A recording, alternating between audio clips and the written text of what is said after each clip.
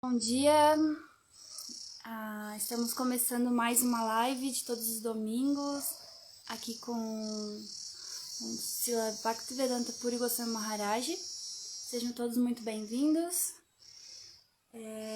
Fiquem todos à vontade para começar suas perguntas. E começando com a primeira pergunta: como se proteger da absorção da vida material? Jai, Hare Krishna, bom dia. Bom, para a proteção da vida material, ou seja, né, essa absorção na vida material, que muitas vezes é demasiada, né? Então nós temos que ter um certo equilíbrio entre vida material e vida espiritual. Né? Claro que a vida material é importante, mas entender que isso é o lado relativo da vida, né? É o lado que nos ajuda a desenvolver o nosso lado absoluto, que é o plano da alma.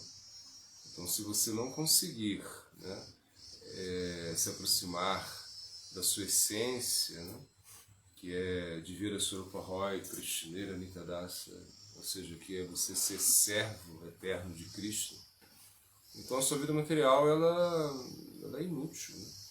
Então, por isso que a gente precisa entender o que é vida,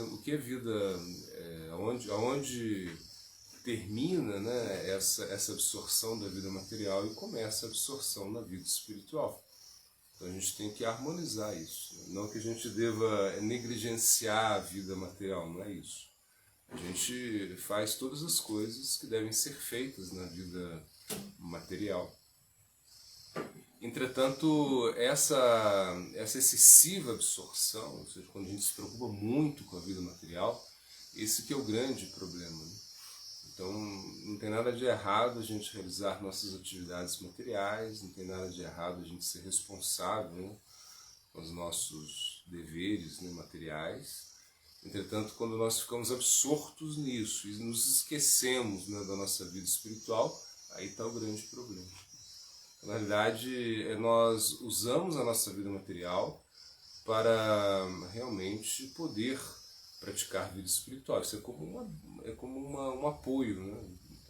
E muitos devotos eles acabam negligenciando muito a vida espiritual. Então, ficam muito absortos somente na matéria. Então, isso não está certo. Né? Então, por isso a gente tem que colocar prioridades na nossa vida. Então, pelo menos em algum momento do dia, nós colocamos assim muita absorção na vida espiritual. Que seja pela manhã, que seja a nossa leitura do Bhagavad Gita, a nossa leitura do Bhagavatam, escutar alguma aula. Então isso é absorção na vida espiritual.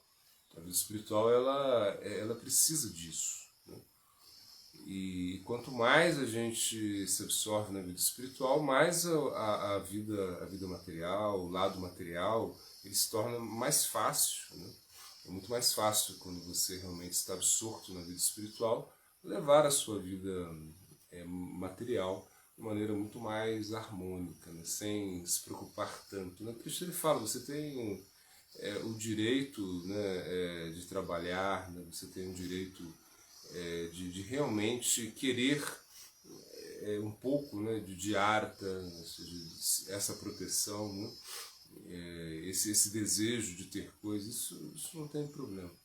Mas você tem que entender que existe um controlador, você tem que entender que tudo deveria ser oferecido para ele, que tudo depende dele, ou seja, que nós não estamos criando nada, nós não estamos inventando nada nesse mundo material. Então, o mundo material ele é criado, né, por Cristo, ou seja, através de Cristo. Né?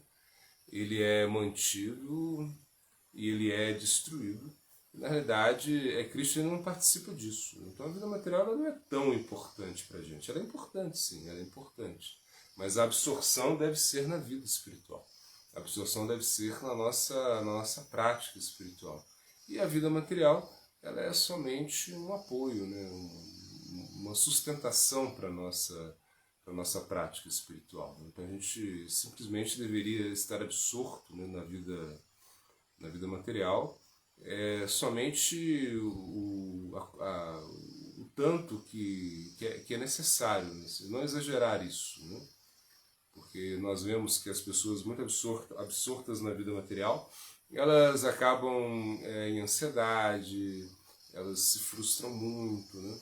Então, ter vida espiritual significa ter um certo objetivo superior. Quando nós temos algum objetivo superior, a vida material, aí ela ganha sentido e você não vai ficar tão absorto nela, né? Porque parece que para muitas pessoas, né, o trabalho se torna uma fuga, né? Então a gente já viu muito isso, né? A pessoa trabalha mais por uma fuga porque ela não consegue fazer mais nada, né?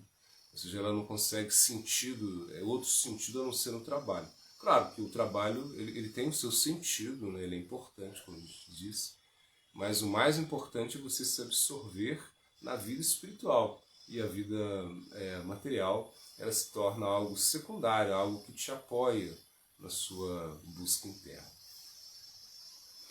Muito obrigada, Gurudeva. A próxima pergunta é o que é a roda de Samsara?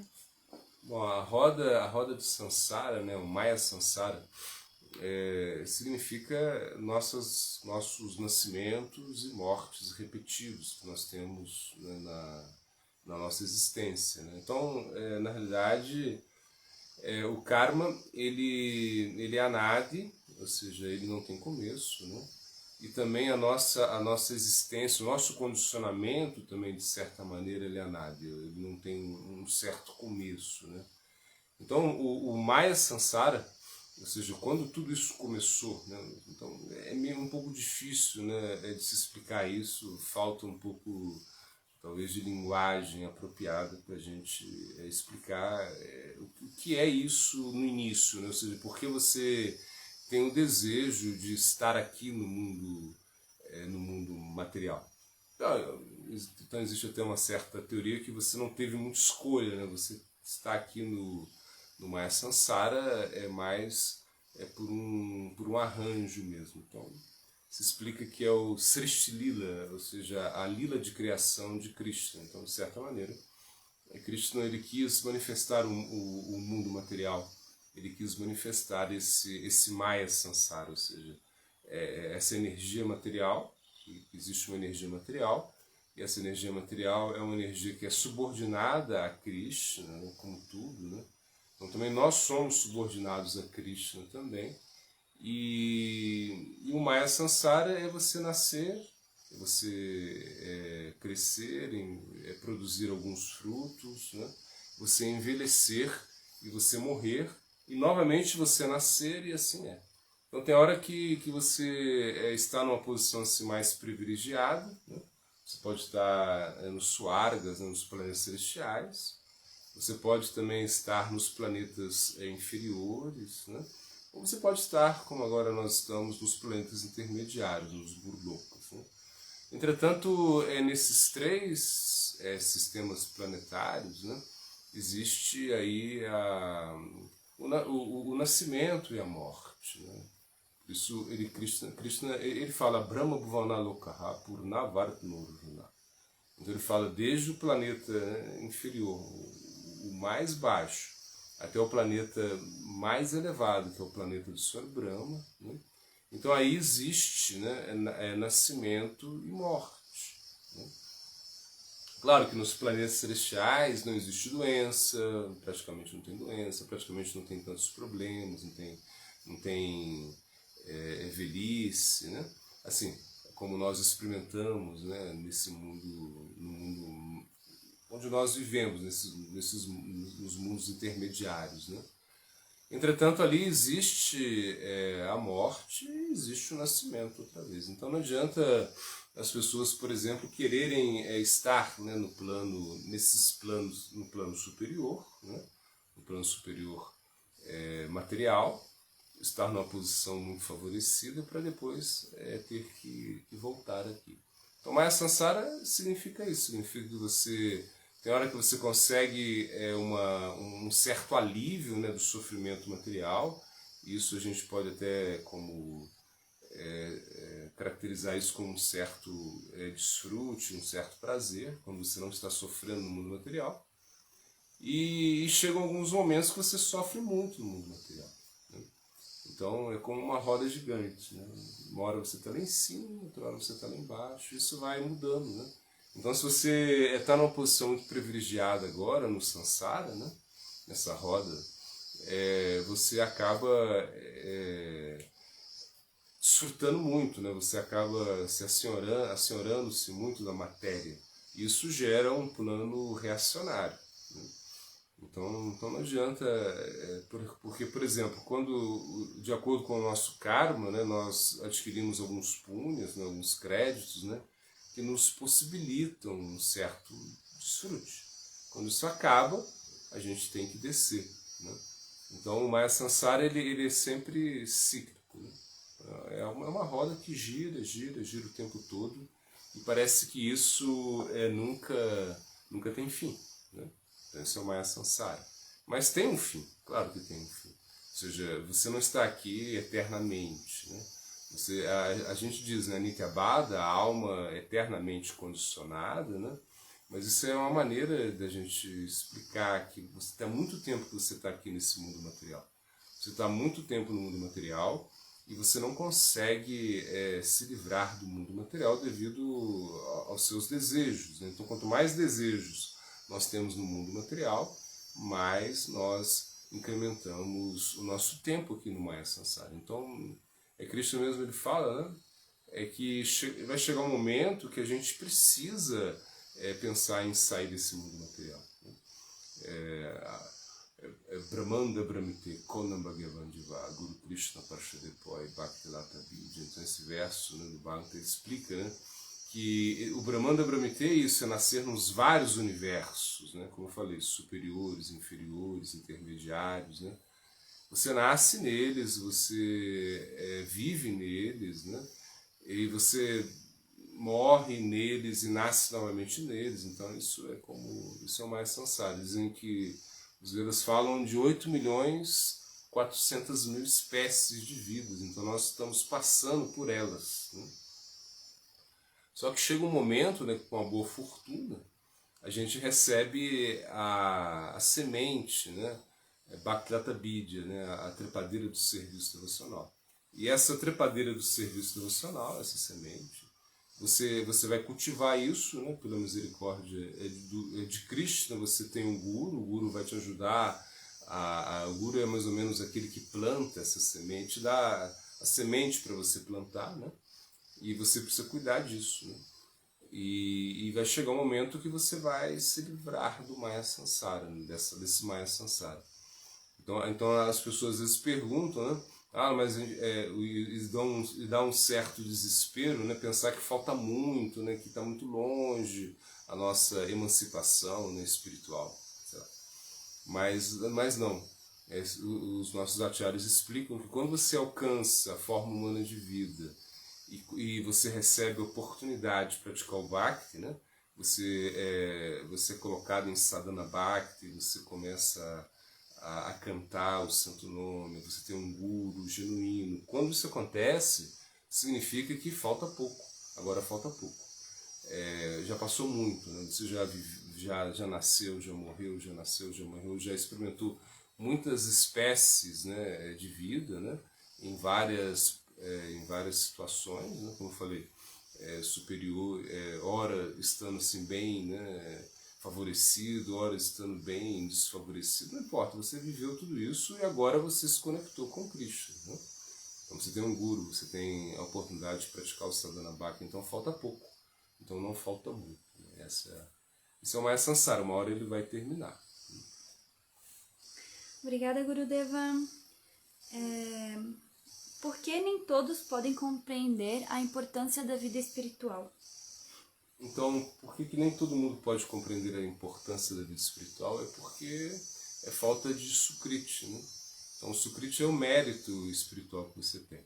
Então, Bhakti, Mukti, Sukriti significa que esse mérito espiritual, uma hora ele vai se condensar, aí você começa a compreender a vida espiritual. Você começa a compreender e dar valor à vida espiritual. Então, nem todo mundo realmente pode se absorver na vida espiritual.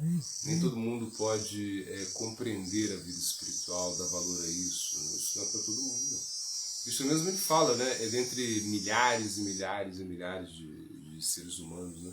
Talvez um se interesse pela liberação, por moksha, né?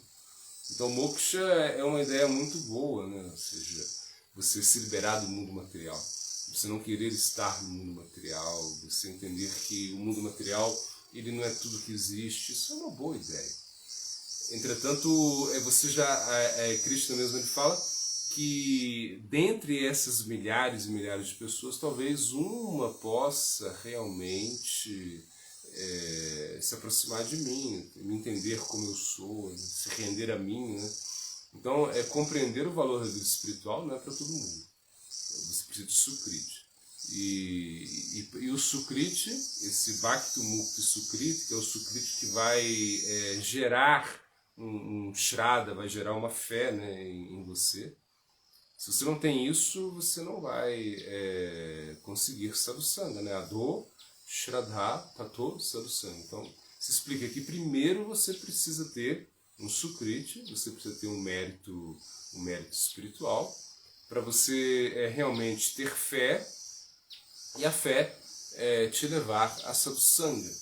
Então, quando você tem Sadhusanga, você vai praticar. Isso é vida espiritual, né? Isso é compreender a vida espiritual. Então, nem todo mundo vai conseguir isso. A maioria das pessoas não se preocupam nem com a liberação. Ou seja, a maioria das pessoas nem se preocupam em querer sair do mundo material. E imagina, a gente quer sair do mundo material, mas a gente quer sair do mundo material numa liberação positiva. Ou seja, a gente quer servir a Cristo, a gente quer ter uma relação com Cristo. Não é que a gente quer sair do mundo material e ficar no Brahman, e ficar, como se explica, né? Dormindo sem sonhar. Mas a gente não quer isso. A gente quer estabelecer uma conexão com Cristo, né? Através da devoção. Isso é vida espiritual, isso é entender a vida espiritual. Então não é para todo mundo. A maioria das pessoas, né, elas estão querendo desfrutar do mundo material, né? A maioria das pessoas estão nisso, né? Elas querem desfrutar o máximo do mundo material, elas se apegam muito ao mundo material e elas devem nascer aqui várias vezes, né? Até elas chegarem a um entendimento, assim, depois de muito sofrimento, né? Porque, claro, que tem o seu desfrute também no mundo material, ele tem o desfrute, mas ele gera também sofrimento, né? Ele é muito reacionário, né? É como você pegar um cartão de crédito. Você tem um cartão de crédito, você passa o cartão de crédito, né? E você compra, e você ficou muito feliz, mas a fatura vai vir, né? E se você não pagar, vai vir um juro, os juros vão vir, ou seja, então é uma ilusão o mundo material, né? Então, depois de nascer muitas e muitas vezes, né? Krishna explica isso, né? Bahunanja Manante Gnanavamam Prapadante Vasudevaham Sarvaiti Samahatma Sudurlavaha. Então, Krishna ele explica o quê? Depois de muitos e muitos e muitos nascimentos, uma grande alma, uma pessoa realmente que tem a compreensão espiritual, ela vai entender que eu sou a causa suprema. Krishna está falando isso. E quando ela entende que Krishna é a causa suprema, ela passa a prestar serviço devocional a Krishna. Então, ter a compreensão da vida espiritual, ou seja, dar valor a isso, não é para todo mundo, é para quem já tem um Sukriti, para quem tem um mérito espiritual. Então você precisa disso, você precisa ter um mérito espiritual. Esse mérito espiritual, que é o Bhakti Mukti Sukriti, que a gente fala, ele se condensa, ele vai se condensando, chega um momento que ele gera Shraddha. Então você desenvolveu fé, né? E Shraddha é sinônimo de rendição. Ou seja, se você acredita, né? Se acredita que existe um plano superior, se você acredita que existe um ser superior que cuida de você, se você acredita que você é dependente dele, que você não pode atuar de uma maneira independente, que você precisa se render a ele, que você precisa entregar a sua vida a ele, isso é compreensão espiritual. Então você vai praticar, você vai realmente se entregar a a um processo fidedigno, né? E você vai perceber o quê? Que o seu ego vai diminuindo, né? Essa é como a nossa resposta, né? Quando você percebe que o seu ego diminui, quando você percebe que você conseguiu controlar a mente, que você consegue praticar vida espiritual, quando você consegue entender, né, o valor da vida, quando você consegue vislumbrar que a alma espiritual é o que você tem de mais importante dentro de você, é o que não muda, a alma não se transforma, né? A alma, quando ela passa de um corpo para o outro, ela permanece intacta, né? E quando você fica velho, a alma não fica velha. Quando você fica doente, a alma não fica doente. Ninguém pode tocar na alma, ninguém pode matar a alma.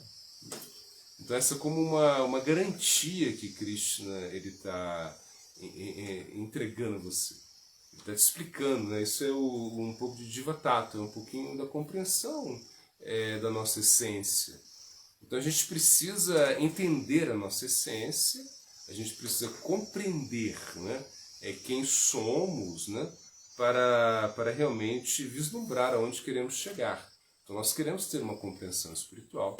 Essa compreensão espiritual ela vai se dar aos poucos, né, de acordo com o sukriti de cada um, ou seja, de acordo com o mérito espiritual de cada um. Nem todo mundo tem essa percepção mesmo. Mas vai chegar um momento que sim, vai chegar um momento que toda alma ela vai se conectar com Krishna. Toda alma vai ter a sua compreensão espiritual. Isso vai chegar um momento que isso vai acontecer. A gente acredita nisso, né? Que realmente a vida espiritual, a compreensão espiritual é para todos, né? Ela está disponível para todos. Agora, nesse momento, nem todo mundo consegue. Por quê?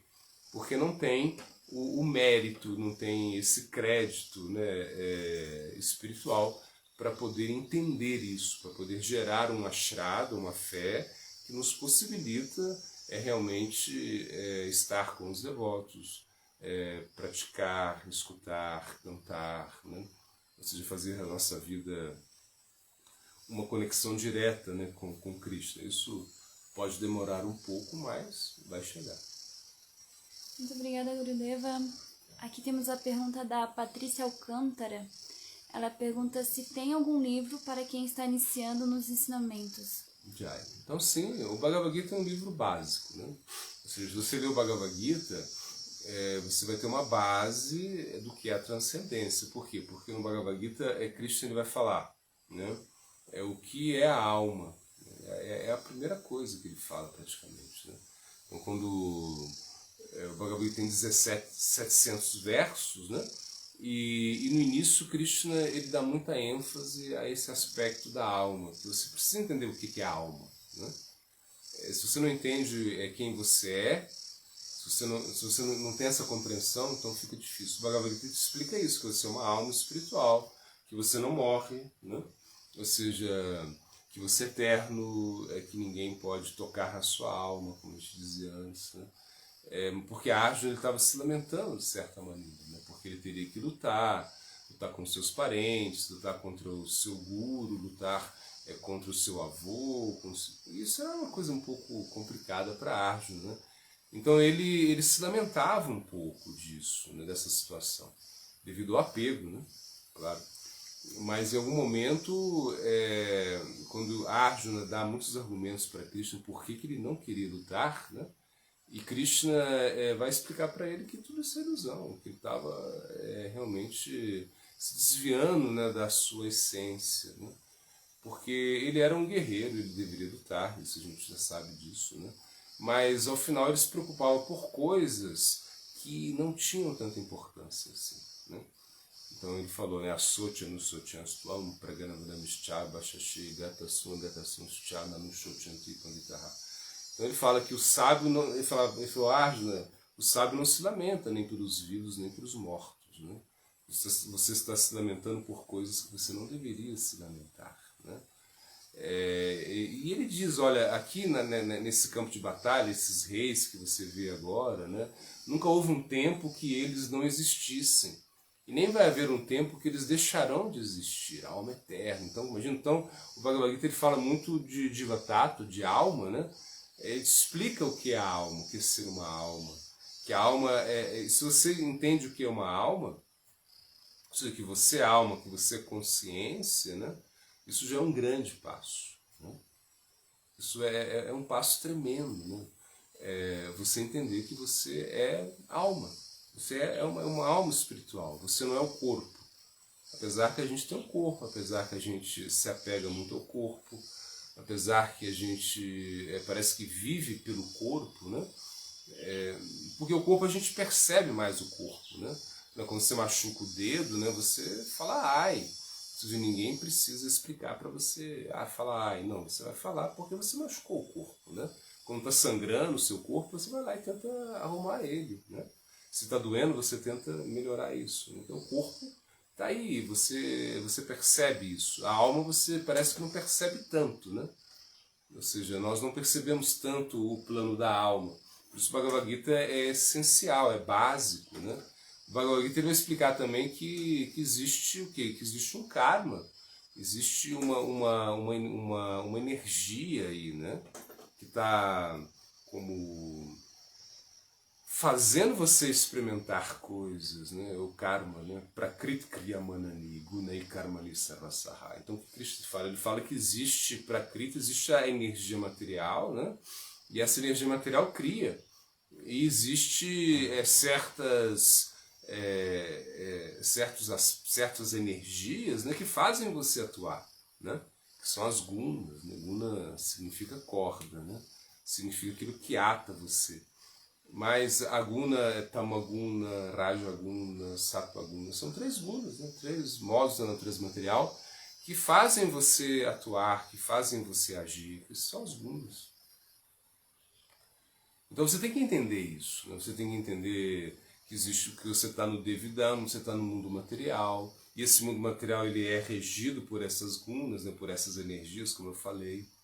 Então, o Bhagavad Gita ele é básico. É um livro assim básico, mas não é um livro fácil também. Você vai, é muito básico. Sim, ele é básico, mas não é tão fácil assim. Por quê? Porque você precisa realmente se aprofundar nele, né?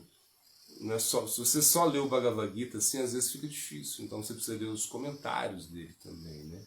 Então, quando você lê o Bhagavad Gita com os seus comentários, você vai ter uma oportunidade, né, de ter uma base, né, do conhecimento escritural que a gente tanto fala. O Bhagavad Gita é a nossa base, como se fosse a nossa Bíblia. Claro, tem outros livros básicos, né, também, né?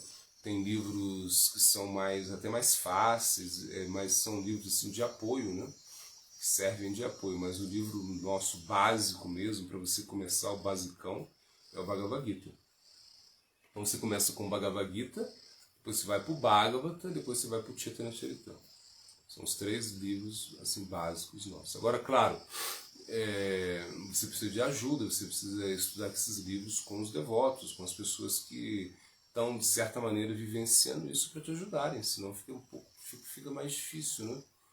Existem muitos livros assim, de acharyas, né, livros assim, bem básicos também, né, que tratam assim, desses tópicos que eu estou falando, né, da alma, que você é alma, né, que você não vai morrer, que você não é o corpo, que as suas relações nesse mundo material são temporárias, né, que você está no mundo material, esse mundo material ele é reacionário, ele tem certas energias, isso karma, tudo que você fizer nesse mundo material, ou seja, tudo que você plantou, você vai colher.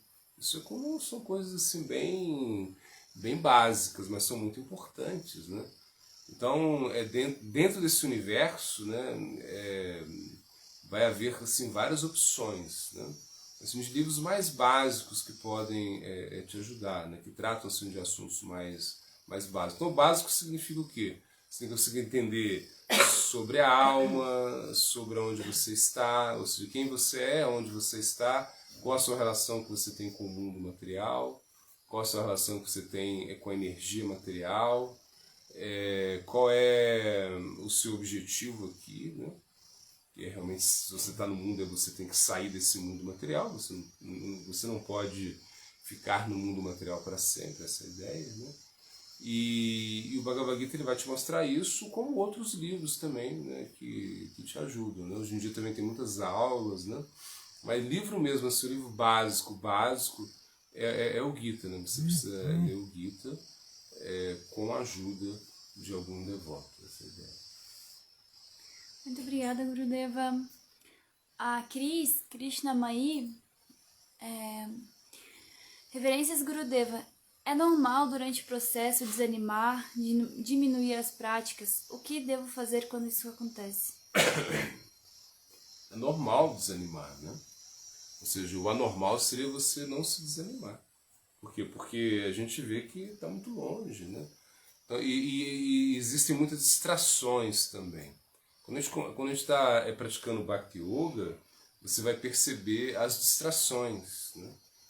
Ou seja, é que você não consegue estar fixo. Nishta significa que você tem uma certa estabilidade. Você não consegue isso, né? Porque existem muitas distrações. Então o caminho ele é longo, né? A gente pode começar com um certo entusiasmo, né?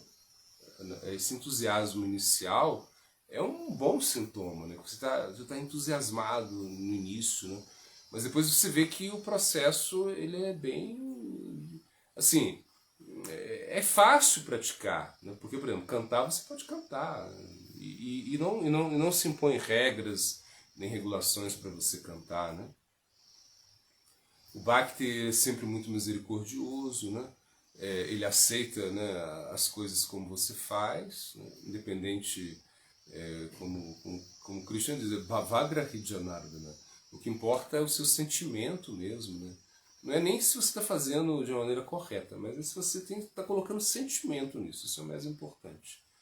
E o Bhakti, ele também não importa muito o resultado, né? Mas alcançar os resultados com o Bhakti é mais difícil. É fácil praticar, é difícil conseguir os resultados. Por quê? Porque a gente se distrai muito, né? A gente está muito distraído, né? Então é a fase de Anarta Nivriti, né? Que é a famosa fase. Que é a fase é subir a montanha, a fase que você está realmente... você tem muitas coisas indesejáveis, né? Dentro de si, muitas coisas. Então, todo mundo tem. Que é como esse conceito, esse avilha, né, esse falso conceito, né, que nós somos aquilo que nós estamos vivenciando. Então você pensa, eu sou homem, sou mulher, sou brasileiro, sou chileno, etc. Nós temos isso enraizado aí, né? É uma ignorância, né? Porque nós somos o quê? Almas espirituais. Mas agora a gente se identifica com esses papéis, né? E a gente se identifica tanto que a gente acaba esquecendo o papel principal, que você é servo de Krishna, servo de Krishna. Esse é o nosso papel principal.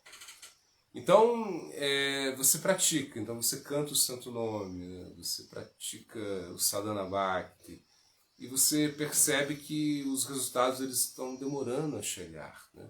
E você desanima, porque você canta, mas você não sente nada, você não tem nenhuma realização espiritual. Então, geralmente isso acontece, né?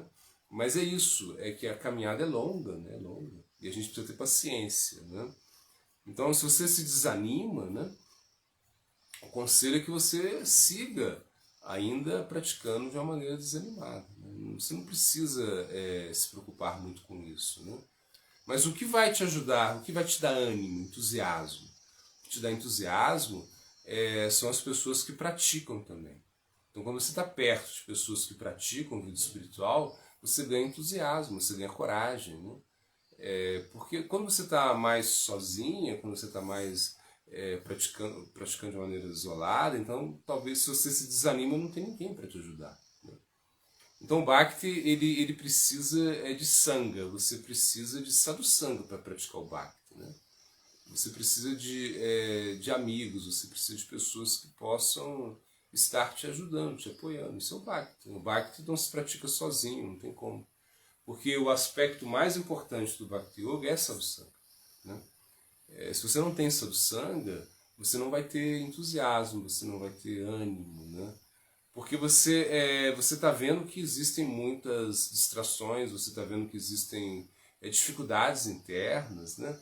Por exemplo, a luxúria, a ira, a cobiça, são os seus desejos. Então isso acontece, ou seja, você quer cantar, mas está cheio de desejo material, você quer se render, mas você não consegue encontrar um sentido nisso. Então isso é algo que realmente vai, de certa maneira, fazer que o processo seja mais lento, né? Mas isso não quer dizer que você não esteja avançando, você está avançando. Né? Você está cantando, você está praticando, todo dia que você canta, todo dia que você medita, todo dia que você lê o Bhagavad Gita, todo dia que você lê o Bhagavad, sei lá, todo dia que você escuta uma aula, um áudio, né? Sei lá, um áudio de 3 minutos, 5 minutos, uma coisa assim. Qualquer coisa que entra na sua consciência, né, que vem do plano superior, isso vai fazer uma diferença incrível, isso vai te dar um ânimo. É porque também a gente pensa que vai conseguir facilmente as coisas, não é assim. Né? E nada na vida é assim. Por exemplo, se você quer ser um maratonista, né, você não vai começar a correr 42 quilômetros, 195 metros todos os dias. Você não vai ser capaz de fazer isso. Né? Você começa a correr, sei lá, 2 quilômetros, 3 quilômetros, 5 quilômetros, 10 quilômetros, aí você vai, né, ganhando força com isso, até que você consegue correr uma maratona, que parecia algo meio impossível para você, mas você conseguiu.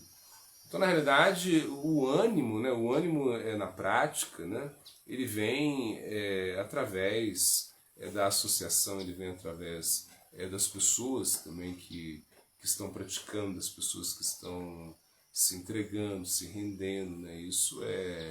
O ânimo vem daí. Então a gente precisa estar sempre se apoiando, né? Isso é o que se explica, né? Se você quer ter entusiasmo, se você quer ânimo, você precisa estar perto das pessoas que têm entusiasmo e ânimo, como eu falei. Confiança, ânimo, entusiasmo se transmitem.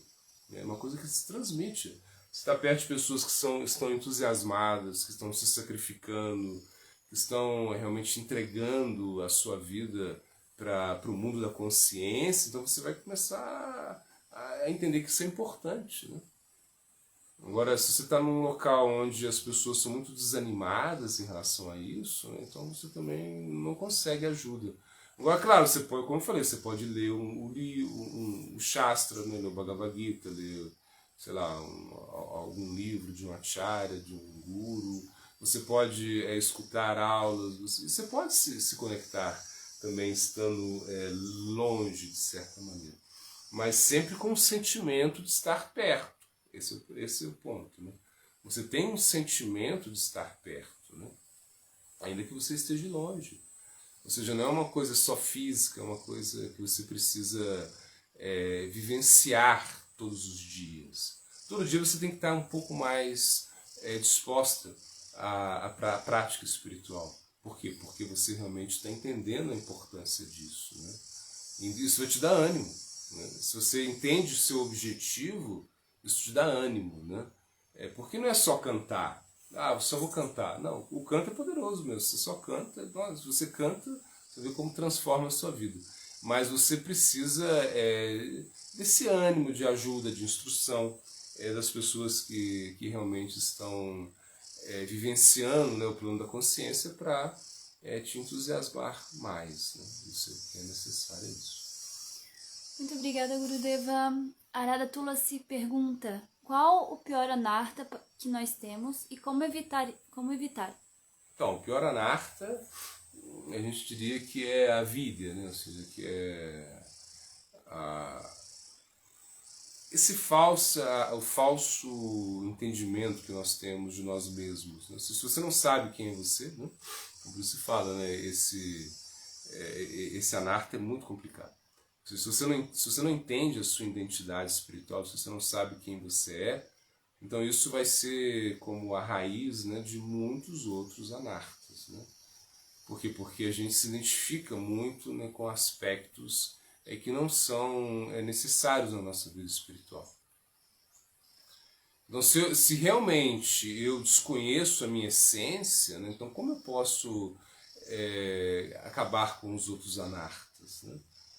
Então, esse anarta é um anarta raiz, ou seja, uma coisa muito enraizada na gente.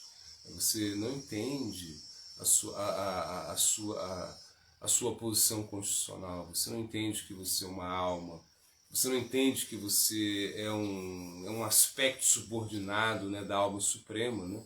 E por não entender isso, você sempre tenta atuar com muita liberdade, né? Então, aparentemente, a liberdade é uma coisa muito boa, né? Muito boa, mas não é. Por quê? Porque quando você abusa da sua liberdade, você é colocado na prisão, é mais ou menos isso, né? Você está encarcerado, você está preso a esses conceitos, a esses falsos conceitos, né? Então nós estamos vivendo, né, num mundo de falsos conceitos, né? E a gente desconhece isso. Ou seja, a gente não para pensar nisso. A gente não para pensar que, por exemplo, não é natural você ficar sempre morrendo. Não é natural. Ou seja, de certa maneira a gente acha que isso é natural. Não é natural você estar infeliz. Não é natural.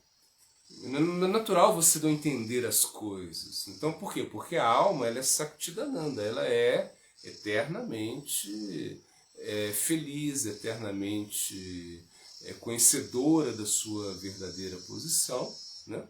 E ela realmente tem a existência eterna. Né? Agora nós estamos entregando, nós estamos realmente se conectando com algo completamente absurdo. Né? Então esse anarta, né? Que é o anarta que a gente fala a vida, esse anarta de ignorar realmente a nossa posição constitucional, o pior anarta que tem. Porque é a base de tudo, né? Daí tudo vai vir. Né? Então, por exemplo, se você pensar, porque, por exemplo, existem anartas que são oriundos, né, das ofensas, né? Existem anartas que são oriundos até do próprio Bhakti, né? Mas isso tudo por quê? É porque você realmente não sabe quem você é. Então, por você não saber quem você acaba negligenciando todos os processos que podem lhe ajudar. Né? Então, por exemplo, quando você canta o Santo Nome, né, você entende que isso é a sua capacidade de conexão. Né? Porque você entende isso, você entende que você cantando, você se conecta com a alma suprema, você está chamando Krishna. Quando você canta, isso é um chamado direto. Isso é Sanatana Dharma, isso é o seu dever original, primordial, chamar Deus, chamar Krishna. Quando você canta Hare Krishna, Hare Krishna, você está chamando Krishna. Então Krishna ele fica comovido quando você chama o nome, quando você pronuncia o nome dele. Né? Agora, claro, existem tantas coisas por trás disso. Não é só chamar Krishna. Né? Você precisa entender também, você precisa entender a sua posição. Qual é a sua posição? A sua posição realmente é uma posição completamente subordinada. Você precisa entender isso. Então, se nós entendemos isso, né, desde o início, né, fica muito mais fácil, né, porque você vai criar muito mais estímulo. Né? Você, por exemplo, você pode pensar, a vida espiritual ela é tão difícil, não? É tão difícil seguir tantas essas regras, né? E aí nós pensamos, poxa, mas quem eu sou? Né? O que eu estou fazendo nesse mundo material? Para que eu estou aqui? É para realmente ter uma conexão com o Krishna, né? Então aí você vai entender que a vida espiritual ela não é tão difícil assim. Né? Ou seja, ela é natural na realidade. É muito mais natural você se render a Krishna do que você se render a Maya. É muito mais natural. É muito mais natural você viver e buscar o plano da consciência do que você se absorver no plano mental. É muito mais natural, é muito menos complicado. Né? Mas agora a gente quer viver nesse plano mental. Então você, eu gosto, não gosto. Né? Shankalpa, Vikalpa. Eu aceito e eu rejeito. Esse plano mental. Né?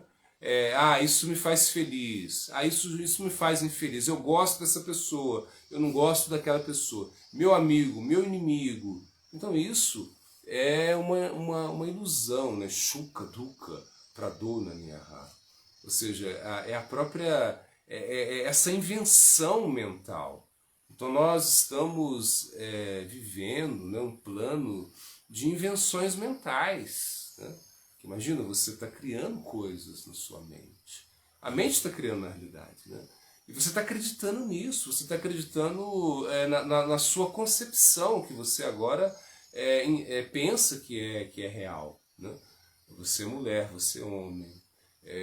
Isso é uma coisa completamente absurda. Isso é um anarta completamente absurdo. Ou seja, e é a raiz de tudo. Se a gente não se desvencilha desse anarta, a gente não consegue ir adiante. Agora, cara, não, como você faz isso? Cantando, tem um processo. Se rende ao guru, canta, pratica vida espiritual, tudo bem. Aos poucos você vai eliminando esse anarta. Né? Não é uma coisa tão fácil assim também. A gente está falando isso, mas só para a gente entender aonde a gente está. Por exemplo, se eu não sei que eu sou doente, por exemplo, eu tenho diabetes, né, vamos supor, um exemplo, né? Mas eu não sei disso e eu continuo comendo doce, continuo fazendo tudo que, sei lá, uma pessoa normal faz, isso vai ser muito pior para mim, né? Agora, se eu sei que eu sou diabético, né, eu vou evitar os doces, né? Eu vou tentar, sei lá, criar um novo estilo de vida para melhorar essa minha doença. Então, a vida significa doença. É o pior tipo de anarta que tem. Ou seja, você realmente desconhecer a sua própria identidade, você desconhecer quem você é. E se você não conhece, você não sabe quem você é, isso gera muitos problemas. Então a gente precisa eliminar esse anarta. E quando eu digo eliminar, eu não estou falando que amanhã eu sei que sou alma espiritual e eu não quero fazer, não vou me envolver mais com o mundo material. Será que é assim? Não é assim. Mas pelo menos você sabe que está doente. Você sabe que tem um problema. E se você sabe que tem um problema, você vai correr atrás da solução. E a solução está em praticar a vida espiritual, controlar os sentidos, controlar a sua mente, controlar a sua ira, né? Ou seja, você oferecer o seu alimento, você entender que existe um controlador supremo, que não é você que decide as coisas, a sua decisão é muito pequena, o seu livre-arbítrio ele é pequenininho, você não decide as coisas na realidade. Né? Você está influenciado por energia material, são as gunas, né? Os modos da natureza material que estão decidindo por você praticamente.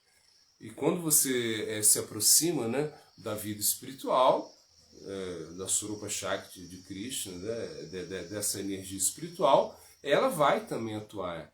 Então a gente não tem tanta independência assim, não é que a gente tem tanto poder de escolha. A gente não tem muita escolha, essa é a verdade. Né? Mas é difícil para a gente aceitar isso. Né? A gente queria ter muita escolha, a gente queria decidir tudo, né? Porque isso é avidya, isso é ignorância. Então, se a gente não sabe isso, se você não sabe quem você é, se você realmente não entende que você está numa situação assim doentia, né? Mundo material significa que você está doente, ter um corpo material significa que você está doente. Né? Se você não sabe isso, então você não vai eliminar os outros anartas. Por isso esse anarta é o primeiro a ser atacado. Agora, claro, como eu falei, demora para você realmente terminar com isso. Muito obrigada, Gurudeva.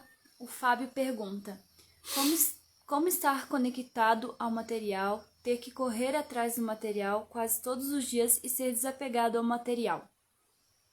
Não, na realidade, a gente está conectado com o material, por quê? Porque nós vivemos na matéria, então não tem jeito da gente... agora eu estou no mundo material, mas eu não quero nenhuma conexão com o mundo material, não tem jeito. Né? Então você tem uma conexão com o mundo material e de certa maneira você tem um apego às coisas materiais, né? É natural isso. Né? Se você tem objetos materiais, você vai ter esse apego às coisas materiais. Então o apego às coisas materiais isso não é tão problemático. Né? O grande problema é quando você não consegue conectar as coisas materiais com Krishna. Aí é o grande problema. Então, se nós temos, se nós vivemos na matéria, né, se nós temos uma conexão forte com a matéria, nós temos que conectar a matéria com Krishna. Né? Então, por exemplo, você tem uma vida familiar, né? Você tem esposa, filhos, trabalho, você tem, sei lá, a gente está supondo isso. E não quer dizer que isso seja ruim. Não quer dizer que você tem que se desapegar disso. Não é isso. A gente precisa oferecer isso para Krishna. Esse é o ponto. Então, por exemplo, você oferece as suas atividades para Krishna. Então, o seu trabalho é uma oferenda a Krishna. Né? Porque é muito difícil uma pessoa, por exemplo, ela se desapegar das coisas materiais, ser um monge, uma coisa assim. Né? Você vai viver na floresta, não tem nenhuma preocupação com nada. Isso pode até acontecer por algum momento da vida, mas normalmente isso não acontece. Normalmente nós temos que viver a matéria, nós temos que ter relações, né, no mundo material. Né? E isso não é ruim, isso não é ruim. Isso só tem que ser transformado. O Bhakti, ele não é uma negação das coisas, né? Não é um processo de ficar negando as coisas. Não, a gente não está negando nada. A gente está conectando tudo com Krishna. A gente conecta tudo que a gente tem com Krishna. Então, entender que nós estamos utilizando as coisas também. Isso é um ponto importante. Né? É que nós temos agora uma cota para utilizar. Né?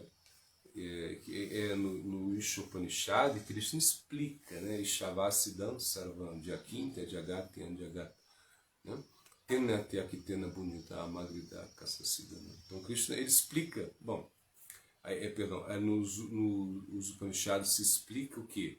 Que você, existe o controlador supremo, que é Isha, né?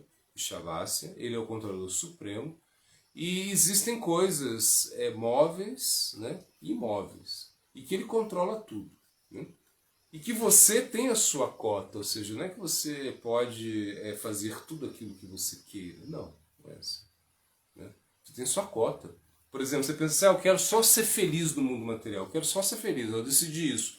Eu vou ser só feliz, só feliz. Então, desde manhã eu vou começar a mentalizar, eu sou feliz, eu sou feliz, eu sou feliz, e você só pensa coisas boas, e você só pensa, eu só quero ser feliz, sou feliz, sou feliz.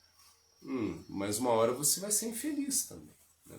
Então isso não funciona no mundo material. Você só querer ser feliz. Você tem que entender que a felicidade no mundo material ela não é o tempo todo. Né? Existe um equilíbrio. Né? Você experimenta a infelicidade no mundo material também. Né? E quando nós temos as coisas do mundo material, essas coisas chegam até nós através de um karma. Né? Que se não fosse pelo karma, essas coisas não chegariam até nós. Né? Então, por exemplo, você trabalha, você tem coisas, você tem objetos materiais, né? Você tem uma relação com os objetos materiais, e isso é devido ao seu karma. Né? Agora, como você faz?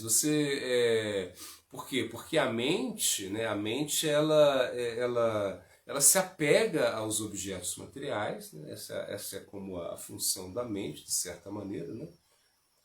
Aos vishayas. Vishayas são os objetos dos sentidos. Então, os objetos dos sentidos, né, eles chamam a atenção dos nossos sentidos. Né? E os nossos sentidos estão conectados com a nossa mente. Diz que a mente é um dos sentidos e é como a rainha, né, de todos os sentidos. Então, quando os objetos dos sentidos eles acabam, né, se conectando muito com a nossa mente, ou seja, quando os objetos dos sentidos, os vishayas, eles estão dentro da nossa mente, então esse é o grande problema. Né? Porque você ter coisas não é o problema. O problema é quando essas coisas estão dentro de você. E você tem uma conexão muito forte com esses elementos. Né? Então aí você começa a experimentar o sofrimento. Por quê?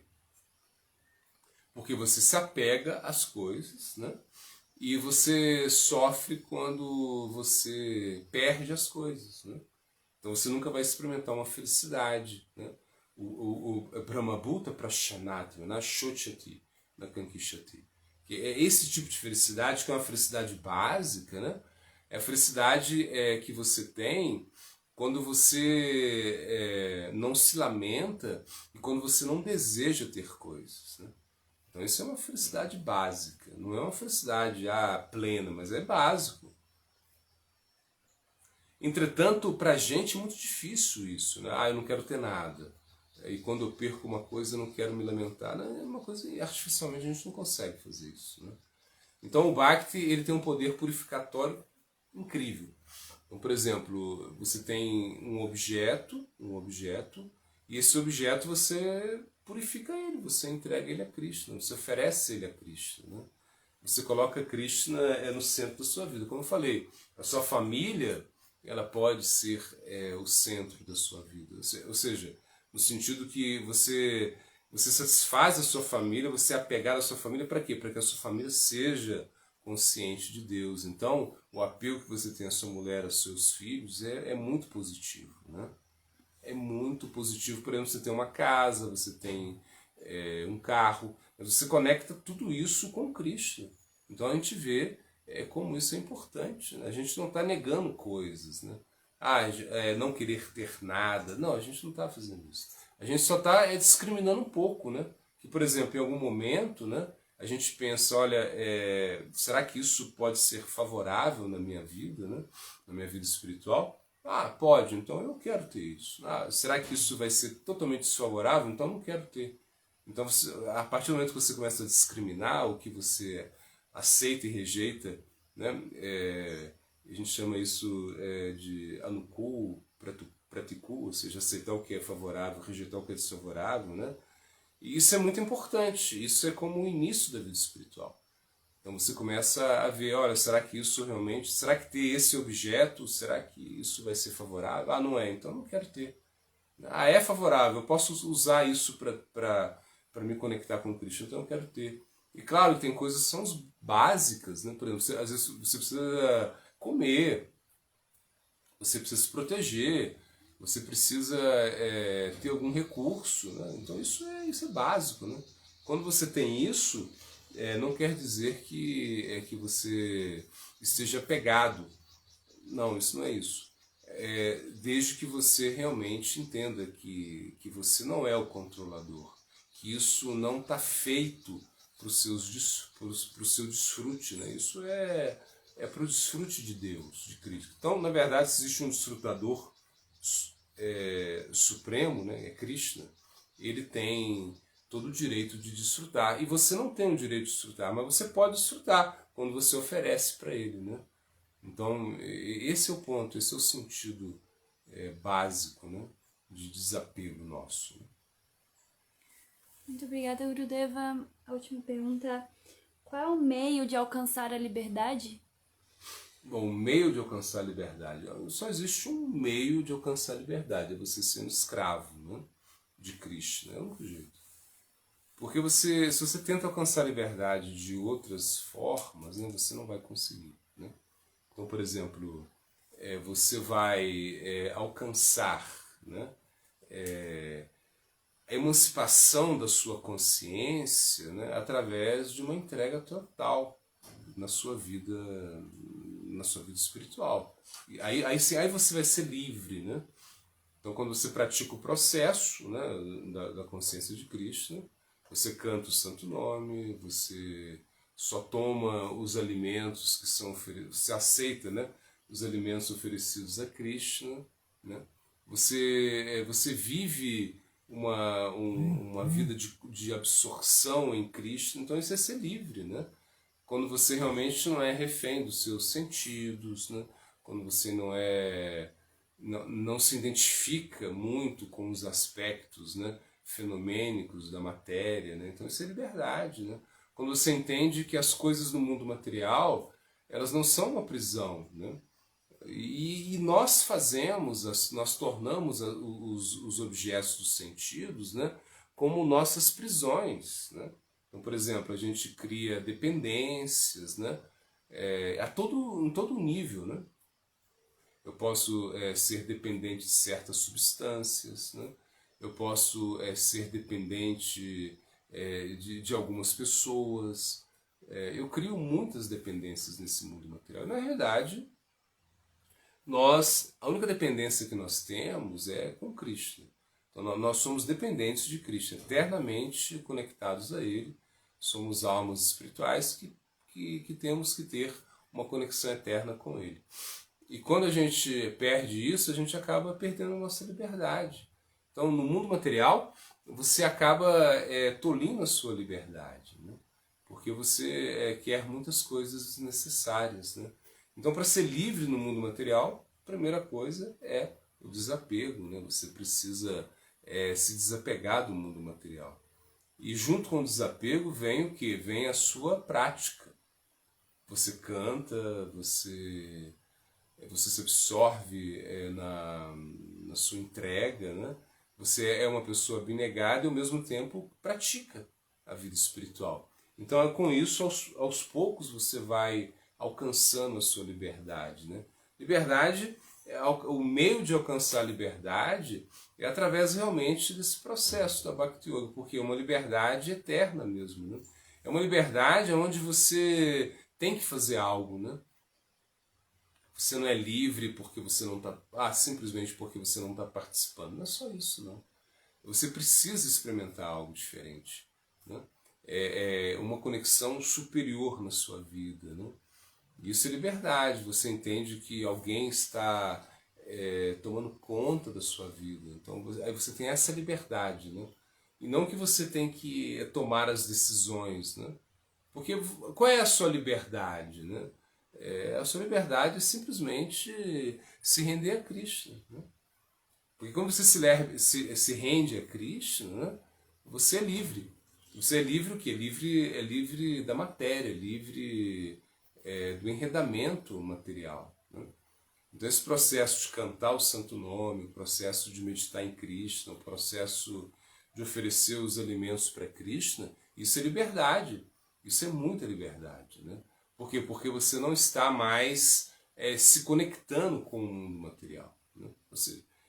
Aí você consegue a liberdade. Porque o mundo material, ele te deixa aprisionado cada vez mais. Esse é o mundo do karma, né? Como uma areia movediça. Você cai na areia movediça, quanto mais você se move, mais você se afunda nessa areia movediça, né?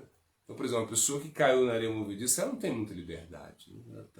Ela quer sair, quanto ela mais se move, né, para alcançar a liberdade, mais ela se afunda.